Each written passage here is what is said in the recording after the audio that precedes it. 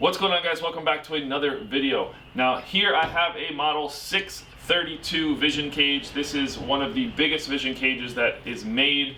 This is going to be my last little tutorial on how I heat and light my vision cages. So in this particular vision cage, we are going to be putting a seal around the inside lip so snakes cannot crawl in there. We're going to be adding lights inside of the cage as well, and we are also going to be putting heat on this cage. So hopefully you guys enjoy this video.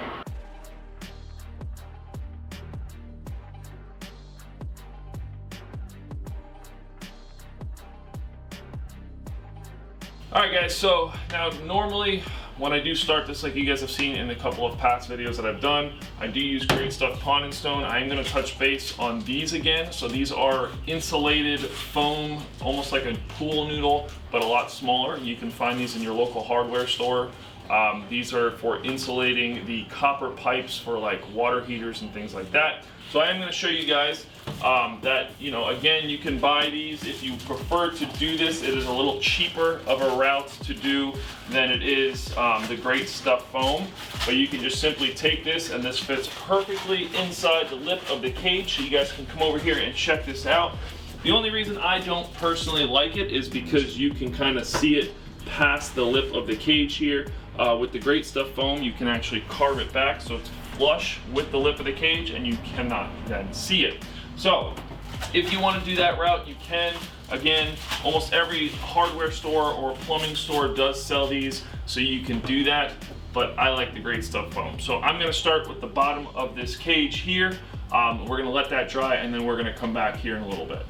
Alright guys, so now that I've got the entire bottom and both sides foamed in, again, you can use the other stuff, but I particularly like the foam, and I'll show you really why here in a little bit. It's time to put the lights in. So again, the lights that I use, I will be putting in the description of the video so you guys can check them out. But it's pretty simple how I do it, which I'm going to just get everybody in here and get them all hooked up so you guys can see.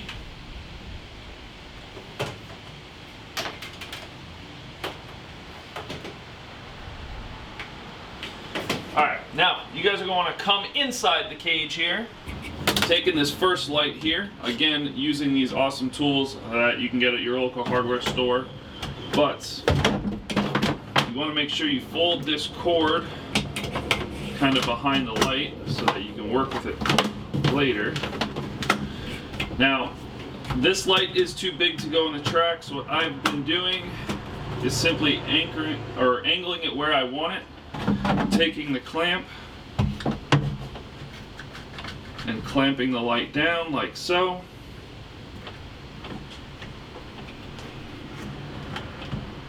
If it'll stay, hopefully. Nope, not staying. Sometimes it does take a couple of times to get it just right. So there's one.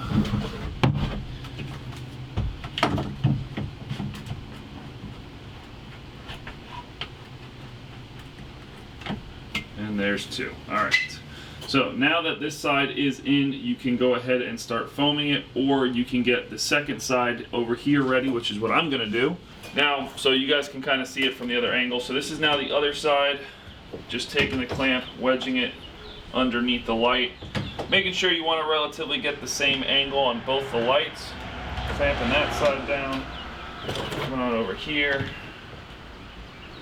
doing the same thing on this side. This way you have a light kind of aiming straight down, or I know it's upside down right now, but straight down, and then one aiming it back. Now, usually when these lights come, some of them come with different length pieces, but because these lights are kind of sitting off the back, you can just simply take this excess and actually tuck it behind the light, and you don't have to worry about seeing it. So when I start foaming, I usually start right here where the electrical outlet is coming out, just to get that secure, and then we move on to the next part.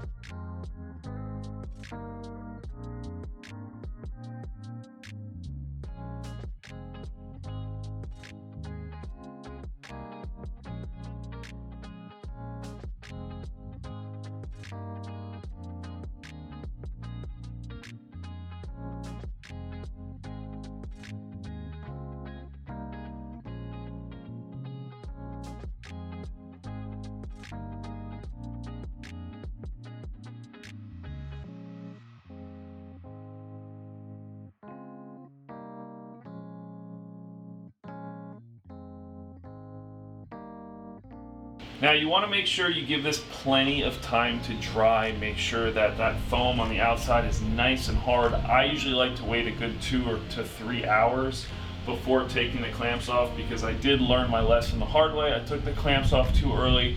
The foam wasn't even, I'm assuming, halfway cured, and it actually ended up pushing one of the lights out, so I had to restart all over again.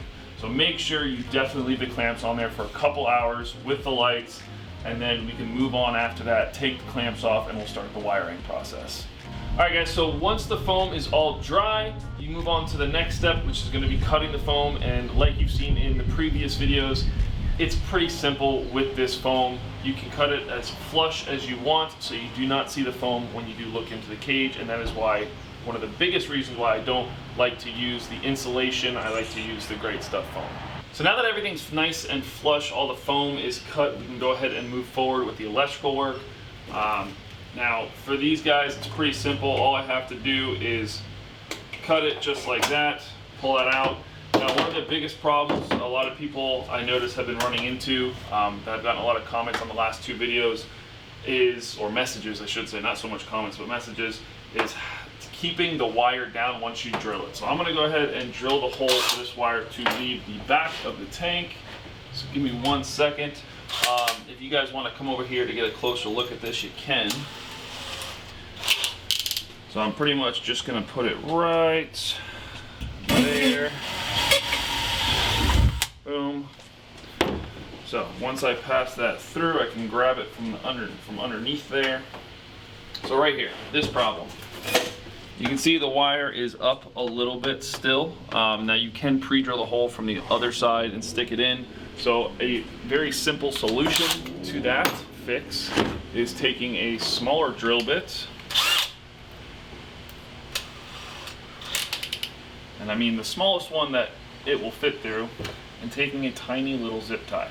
Now I know that sounds crazy, but I promise it works. So you're gonna drill 1 hole on the front side of the wire, and 1 hole on the back side of the wire. So now you can take this zip tie, pass it through 1 hole. Hang on, I have to go into the cage for this next part. And back through that hole. And then you can see it's kind of around the wire there. Just simply tighten it down. If I can get my big freaking hands to do this. Yes, I'm 6'10", I have big hands. Any day now, Will. Sometime today. Hey, there we go, I got it. Alright, cool. So, now it's nice and tight. Come back, come back. Stop leaving. I know it's an interesting video and you want to stay and watch the whole thing, but then you go ahead and cut that excess, and now when you silicone it down, the wire is pulled to the cage. And I'll show you here in a little bit the profile of the zip tie on the top of the cage is next to nothing. So we're gonna go ahead and silicone this down. We're gonna let that dry and then move on to the next step.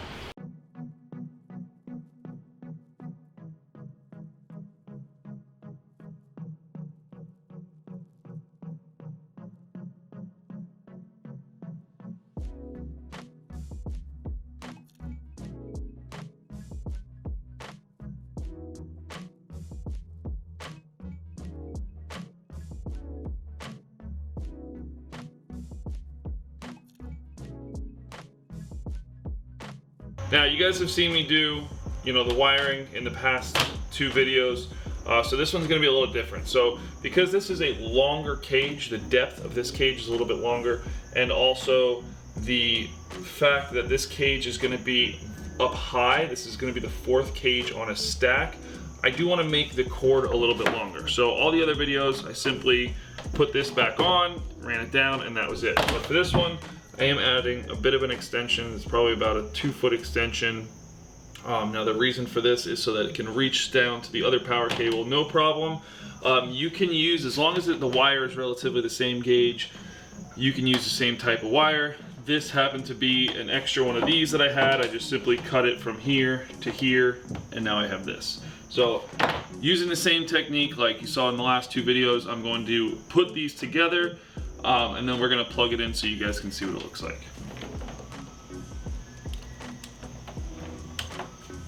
Boom. So there it is with 2 lights in it, not just one, with the extension cord as well. Now we're gonna bring this inside. I'm gonna hook up the heat lights and I'm gonna talk to you guys a little bit about what I do for the heat lights for this particular cage. All right, now depending on the reptile you're gonna be keeping in the bigger visions, they're actually the heat area, or where you put the heat element for the lights, is very large on this cage. It literally comes from the front and runs all the way to the back. So I tend to like the double fixtures. You can put 2 fixtures in there if you want to separate them out a little bit more. It's very convenient. That's why I love these vision cages, because they're so customizable. Literally, the snake that's going in here is a king cobra, so I put the heat and the UVB bulb right next to each other. It doesn't really bother, or it doesn't really hurt having them next to each other, I should say. Some people might choose to have like a heat light here and the UVB in the back or whatever, or you can just put a heat light if you want. So it just kind of depends on the reptile you're putting in here, and also make sure you know your specs, because you don't want to burn your reptiles with a heat light that's too much or UVB that's too much, because yes, you can burn reptiles with a UVB bulb that is too much for the distance between where that bulb is and the reptile's back. So we're gonna set this heat light up. We'll be right back. All right guys, so it's all set up. If you want to come over here, you can kind of see the heat light up under here. Works perfectly. Now again, depending on what you like, I like to keep the basking spot at anywhere between 85 to 90 degrees for the king cobra, plus with the UVB light, because they are known to bask in them. I know it's weird, but I like my reptiles to have UVB. So that's pretty much it. It's pretty simple. Doing the dual lights in an enclosure versus doing the 1 light in the enclosure. Again, all of the links will be in the description for all of the products I do use, including the amazing vision cages. I do absolutely love it. This is actually a newer one versus the older ones. The newer ones actually have a lot more ventilation in them than the older ones, which is pretty cool. If you actually look right here, this used to be a solid plastic piece, but they actually cut it out and are now doing vents there too. So you could even take like the computer fans, the waterproof ones that a lot of people use on vivariums, and put a couple on this, since you have heat lights over here, and it'll help the air circulate through the cage better. Food for thought. So hopefully you guys did enjoy this video. Remember, definitely check out Vision Cage. As you guys know, I absolutely love them. Have a lot of big things coming here in the future with a lot of these cages. So subscribe if you are not already, smash that like button if you haven't already, and I'll see you guys in the next video. Big thank you to my awesome Patreons as well. If you guys would like to become a Patreon, definitely check out the link in the description below. Bye!